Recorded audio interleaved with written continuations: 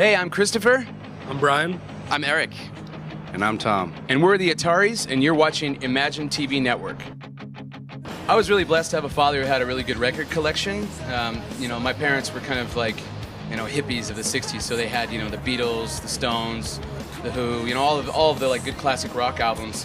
And through them, I discovered music, and ever since I was a little boy, they always kind of nurtured that. They bought me a guitar and a drum set when I was 5 years old. And from there, I just, you know, that's how my love for music started.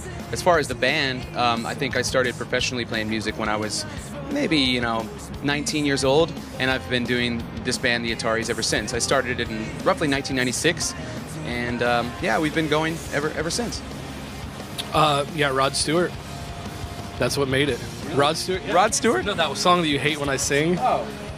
What song is it? You like that? What was it? It's that Rod Stewart song I was singing. Rod Stewart made you start playing music. Not like even good Rod, not like 70s Small Faces Rod Stewart, like white soul singer Rod Stewart. Yeah. What's that song that I always sing to you and you get mad? Have I told you lately? Really? Are you serious? I hate you. That and the Black Album. By Metallica? Like when Metallica got bad. Yeah. Not like even Justice or Master of Puppets or Ride the Lightning. I still love you, Brian. I lived in the middle of nowhere in Indiana. At least you lived in a city. Yeah, my city sucked though. I lived in the country. You've been there. What about you, Eric? It was Dave Grohl from Nirvana.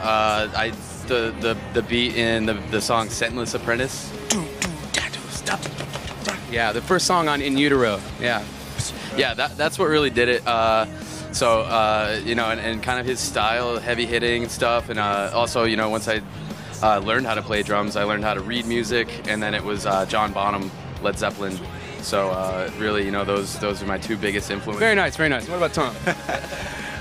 Mine was pretty simple. My dad played guitar, and I always listened to him playing, and I thought, well, I could do that. So I started playing that way, and then I got into a bunch of different bands, and it just kind of went from there. It just came naturally. I write right-handed, and I play guitar left-handed because, okay, look at it this way. Are you all right-handed? I'm looking at camera people if you out there, you don't know. I write right-handed, so it made sense to do my chords with my hand, because this is my most used hand, where this is, you know, the rhythm of the guitar. So it just felt natural. I would just pick up a normal right-handed guitar, flip it over. I don't restring it, because like Jimi Hendrix restring it. Everybody thinks that's how I play, but I don't. I just take a right-handed guitar, flip it over, and play. And so the thick E string, the big string, is on the bottom. But it just felt natural. Like still to this day, I can't play a guitar restrung the other way. I can't play a guitar with this hand, and it just felt normal. As stupid as it is, and you know, it's really hard at first to show people songs. Like when they joined the band, I think it took them some getting used to, I'd imagine, right? I mean, yeah, I can follow now, but it was bad at first. But you, was it really? Well, yeah. Once Brian sat me down and explained, like, just remember to look at the opposite side of his hand, because that's where I'm usually playing. Right. So yeah, it just came natural.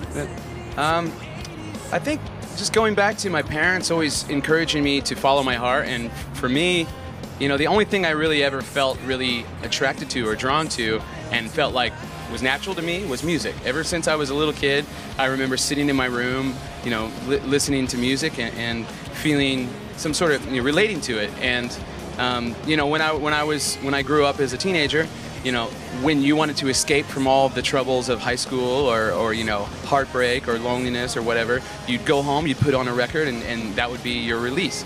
So yeah, that for me is probably the one thing, you know, and to me, it's an outlet for my inspirations. When I write a song, when I try to tell a story, you know, to sit down and write a journal and keep thoughts is one part of it, but to actually put it into music and share those things, share those deep, harsh truths of your life is probably even more important part of the process.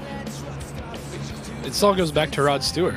I wanted to be a musician. I wanted to play because I thought Rod Stewart was awesome. And the Black Album. Just wanted to rock. Kind of similar, yeah, right. Basically, growing up in Massachusetts is a huge punk rock and hardcore scene, so from the age of about 10, I was going to shows and seeing local bands and stuff, and really I never expected to be playing music professionally, but I just started playing music and kept with it, and it's brought me here to Singapore on the other side of the world. I think that's one thing too, before going to Tom, that when you start playing music, you never say I'm gonna go and be a professional musician. I never wanted that. All I wanted to do was have an outlet for my songs and be creative. And I think most bands would say that. Like, I don't think you wake up and be like, I want to be a rock star, because like that's never been my goal. My goal is always to be a musician, and to be a rock star is like the opposite of my goal. I think that whole thing of like, you know, the guy on the stage is unattainable and you can't talk to him, and you know, he plays a show, runs backstage, and you never see him again. That I think is kind of dead. You know, with social networking like Facebook and Twitter, now, you know, we answer all of our fans personally on Facebook and Twitter, and you know, we really try to tear down those barriers. But on the bad side of that, it's gave the fans a sort of entitlement, like you owe them something, especially in the United States. Like sometimes they're like, hey, you didn't play a certain song, well, I hate you guys. Or, you know, it's like, what kind of bullshit is that? I mean, seriously, like you are a human that's playing songs, and you know, I'm here for us and for our fans, but there's a line, a fine line where, you know, that people kind of cross now because they think you owe them something, I guess. But anyway, so Tom. Well, I'd have to say I grew up in kind of a small town, and there's shows pretty much every weekend, and a friend of mine's band called Hour of the Wolf played a lot, pretty much every weekend. And going to see those guys play, I remember watching them and being like, I want to do that so bad. So I ended up getting to play in bands and playing shows, and then I just, that's all I wanted to do, was just keep playing shows, and I don't know. Kind of took off from there. Same, yeah, there were some good local bands in my town, and that was another big thing. Like when you'd go and I'd go to shows, and that was all I loved to do, and you'd see these artists, and you'd be like, I'd really love to be doing that, because it feels familiar, and it's like, it almost felt like your destiny, you know?